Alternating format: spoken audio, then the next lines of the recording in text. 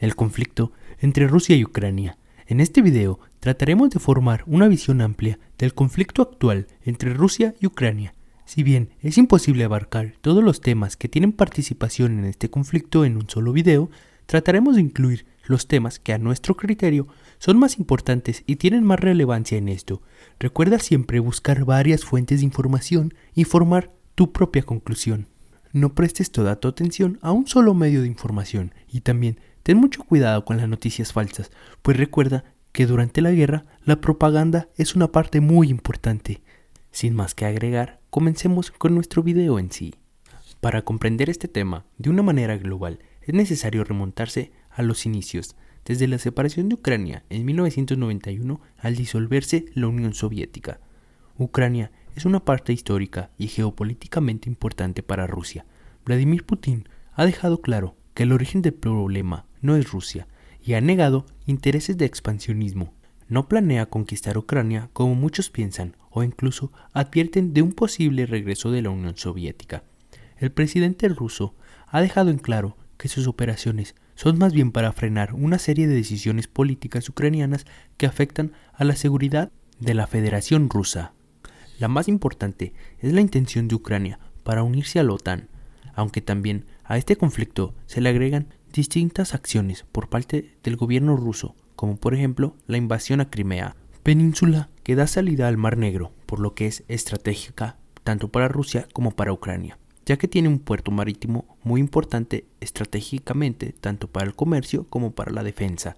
Además, se acusa también a Rusia de financiar movimientos separatistas en Ucrania. En este conflicto trataremos de mostrarte los sucesos clave que han tenido relevancia en esta guerra por un orden cronológico, esperando que al terminar este video saques tus propias reflexiones al respecto. Recuerda que para pensar claro no tienes que tener en cuenta desde un principio si alguien es bueno o malo, simplemente hay que conocer un poco sobre las causas y los hechos que están ocasionando lo sucedido, ya que los medios de comunicación muchas veces no son neutrales en los conflictos y apoyan a uno de los bandos. ¿Qué es la OTAN y qué parte tiene en este conflicto? Sus inicios se remontan en 1949, cuando se fundó la OTAN, la Organización del Tratado del Atlántico Norte, también conocida como la Alianza Atlántica. Es una alianza militar intergubernamental que se rige por el Tratado del Atlántico Norte o Tratado de Washington, firmado el 4 de abril de 1949.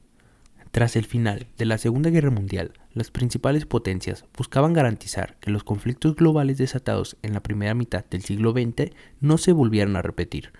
Los países del bloque occidental veían con gran preocupación los planes expansionistas de la Unión Soviética, quienes tenían un modelo económico, político y social completamente antagónico al de los Estados Unidos, es decir, el comunismo. Para dejar clara su posición y blindarse ante posibles ataques militares, los aliados de Estados Unidos decidieron finalmente suscribir en abril de 1949 el tratado con el que se oficializaba la creación de la OTAN. Los países firmantes de ese primer tratado fueron Estados Unidos, Bélgica, Canadá, Dinamarca, Francia, Islandia, Luxemburgo, Italia, Noruega, Países Bajos y Reino Unido. La OTAN se convirtió en el principal organismo de seguridad internacional del hemisferio norte, donde desarrolló algunas operaciones en los años 90. Cabe recalcar que el objetivo principal de la fundación de esta organización ya no existe.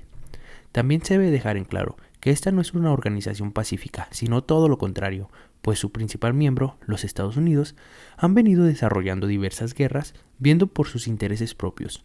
Una prueba de ello es que el 10 de marzo de 1966, Francia anunciaba formalmente sus intenciones de retirarse de esta estructura militar, acusando a los Estados Unidos de tener demasiada influencia sobre la organización. 1955.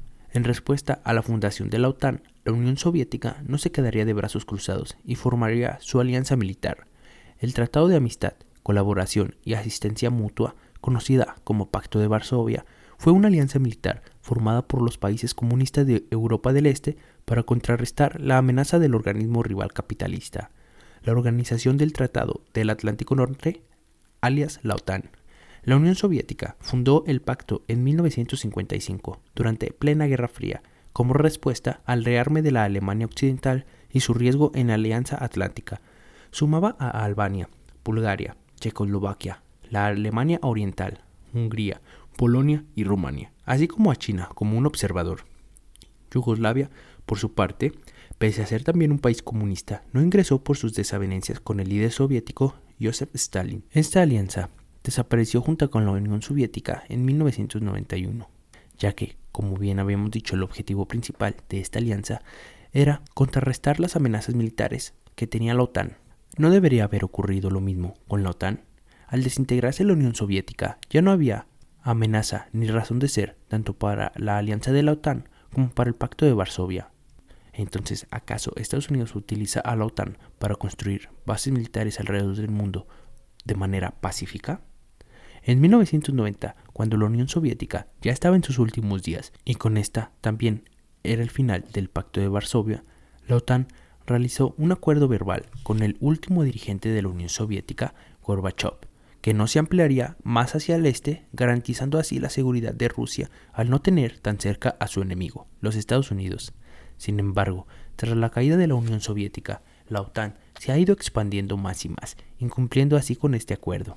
En 1997, Boris Yeltsin, ya como presidente de la Federación Rusa, llegaría a nuevos acuerdos con la OTAN para frenar este expansionismo. Aunque el límite era claro desde el principio, el límite sería Ucrania, país con el que comparte frontera, y de unirse a la OTAN, Estados Unidos podría poner bases militares y ojivas nucleares que estarían muy cerca de Moscú, apenas a unos minutos, siendo así un grave riesgo para Rusia, ya que les impediría tener tiempo suficiente para responder los ataques. Inicio de las diferencias y conflicto con Rusia. Ucrania representa un valor histórico y cultural para Rusia, ya que Vladimir Putin afirma que Rusia es la heredera natural de la Rus de Kiev. Kiev, ahora capital de Ucrania, era la matriz original de las tres naciones eslavas orientales. En una conversación telefónica con el presidente Bush en vísperas del referéndum de independencia de Ucrania en 1991, Boris Yeltsin, presidente de la Federación Rusa, dijo que en una nueva unión sin Ucrania alteraría radicalmente el equilibrio. Queda claro que este territorio es muy importante para Rusia y su separación de ella puede tener graves consecuencias.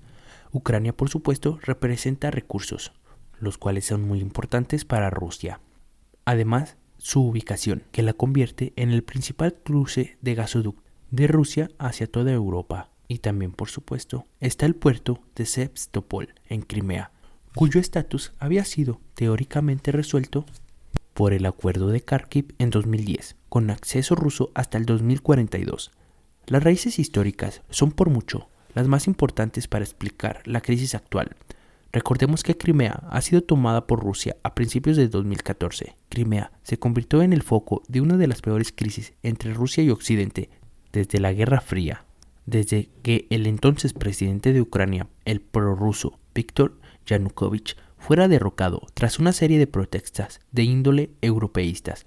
Esto marca un parteaguas en la relación de Rusia-Ucrania, pues a partir de aquí se desataron una serie de conflictos y diferencias ideológicas, tanto culturales como políticas, entre Rusia y Ucrania. En un comunicado, Vladimir Putin acusó de neonazismo a Ucrania y dijo lo siguiente: «He tomado la decisión de llevar a cabo una operación militar especial. Su objetivo será defender al pueblo que durante 8 años ha sufrido persecución y genocidio por parte del régimen de Kiev. Para ello, apuntaremos a la desmilitarización y desnazificación de Ucrania», dijo Vladimir Putin en un discurso televisado en la madrugada del jueves 24 de febrero del 2022. Los líderes prorrusos aseguraban que necesitaban proteger a los habitantes de Crimea de los extremistas que habían tomado el poder en Kiev y amenazaban el derecho de hablar ruso en la región. El 16 de marzo organizaron un referéndum al que se le preguntó a las personas si querían que la República Autónoma se uniera a Rusia.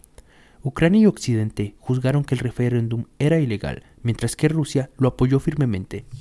Según funcionarios locales, el 95% de los votantes en Crimea apoyaron la opción de unirse a Rusia en el controvertido referéndum, que se llevó a cabo sin ningún observador internacional con credibilidad. El 18 de marzo, 2 días después de la publicación de los resultados, Vladimir Putin oficializó la invasión firmando un proyecto de ley en el que Crimea se incorporaba a la Federación Rusa. Poco a poco se ha ido perdiendo la relación cultural de Rusia y Ucrania, pues la población joven ya tiene otro sentido de patriotismo hacia su nación, Ucrania. Esto es parte muy importante del conflicto, pues Ucrania ha ido independizándose de las influencias rusas en su gobierno, cultura y sociedad. Prueba de ello es el suceso de 2013, en el cual millones de ucranianos se congregaron a protestar contra las políticas prorrusas del presidente Viktor Yanukovych. La separación de Donetsk y Lugansk. El problema se remonta a 2014, en la región del Donbass, al este de Ucrania, que está dividida en dos áreas: la zona controlada por los separatistas respaldados por Rusia, en la frontera con ese país, y la que sigue bajo dominio de Ucrania y sus fuerzas armadas en el oeste, al interior ucraniano. Los separatistas reclaman todo el territorio de Donetsk y Lugansk, pero hasta antes de que se avanzaran las fuerzas rusas solo se controlaba un tercio del área, a diferencia de la península de Crimea, que tiene una posición muy estratégica, militar y económicamente. Donetsk y Lugansk no son estratégicos en términos energéticos o de seguridad. Esta maniobra que vemos de Vladimir Putin es para cambiar un poquito la ecuación y disminuir la tensión, ya que argumenta que el envío de tropas rusas a estas regiones no se pueden tomar como una invasión a Ucrania, sino más bien como un apoyo a dos repúblicas independientes. Y además le permite dos cosas: adentrarse al territorio ucraniano sin considerarse una invasión y desestabilizar la política de Ucrania para ralentizar sus aspiraciones tanto de unirse a la OTAN como a la Unión Europea. La OTAN sí es un factor y es importante, porque el reclamo de Rusia hacia Occidente es que éste se ha ido expandiendo de manera peligrosa cerca de Rusia, amenazando así la seguridad nacional. Ahora Rusia se ve rodeada de países pequeños que pertenecen a la OTAN.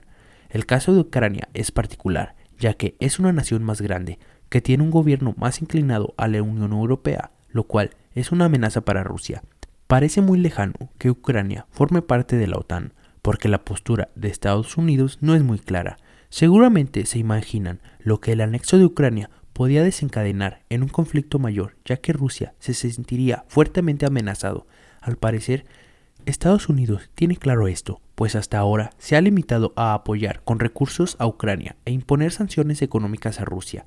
Ha dejado claro también el presidente de los Estados Unidos, Joe Biden, que no enviará tropas a Ucrania, pues esto se podía tomar como una declaración de guerra con Rusia.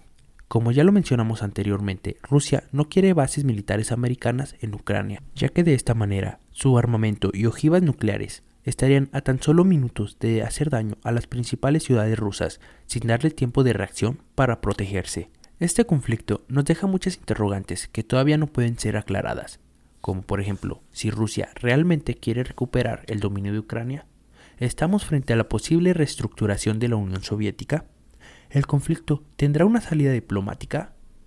¿La Unión Europea terminará aceptando a Ucrania de una manera especial durante los próximos días? Finalmente, ¿cuál será la decisión de la OTAN sobre la integración de Ucrania? Estas y muchas más preguntas quedan por resolver. Los días de guerra han comenzado y tal parece que no serán solo días, pues no se ha logrado tener un acuerdo a pesar de la reunión de los líderes en Bielorrusia. Tal parece que la guerra se extenderá un poco más, pues Ucrania no deja de recibir apoyo militar de los países de Europa y Occidente, principalmente equipo personal para la protección y armamento antitanque, lo cual no es del todo conveniente, ya que alimenta más las llamas de la guerra. ¿No crees que en lugar de esto los demás países deberían presionar para una salida diplomática lo antes posible al conflicto? Esperamos que este video haya sido de tu agrado. No olvides suscribirte y activar las notificaciones. Muchas gracias por quedarte hasta el final.